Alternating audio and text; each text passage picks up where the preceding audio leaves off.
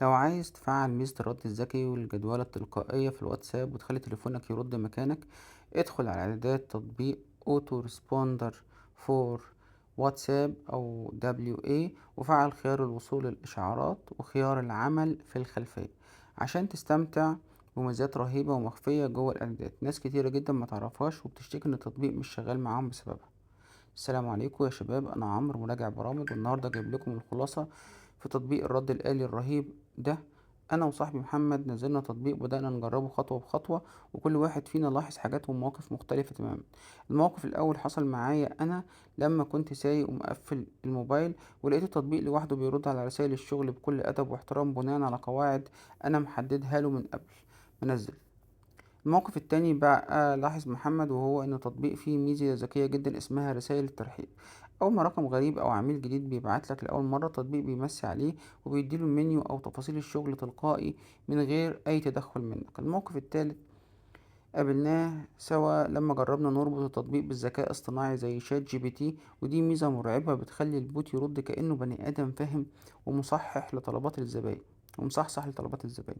والموقف الرابع والأخير، محمد لاحظ إن التطبيق تقدر تخليه يتجاهل أشخاص معينة أو يشتغل مع مجموعات وجروبات بس، أو العكس، يعني تحكم كامل بالملي في مين يتعامل معاه الواجب ومين يترد عليه ردود جاهزة ومين تتجاهله تماما.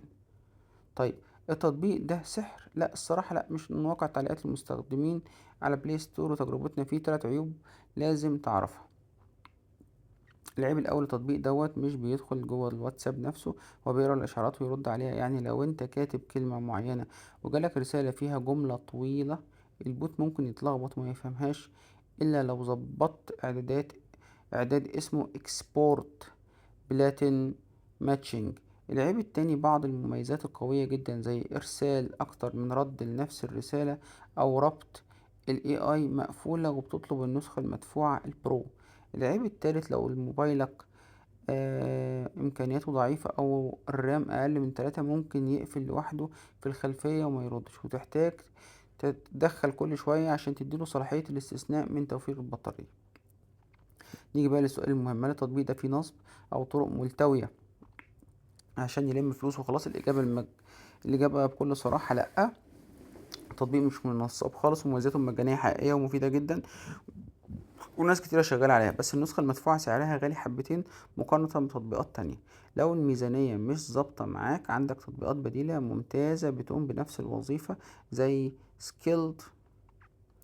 سكيديت أو أوتو ريبلاي. تقييمي النهائي للتطبيق هو 8/10، لأنه أداة قوية جدا لأي حد عنده بيزنس أو عايز ينظم وقته، بس محتاج شوية صبر في الأول عشان تظبط القواعد بتاعته صح، ويبقى تليفونك جامد واكتر من 4 جيجا عشان ما يقفلش في الخلفيه. لو عجبك الفيديو متنساش اللايك المتين والاشتراك، واشوفكم في مراجعه جديده.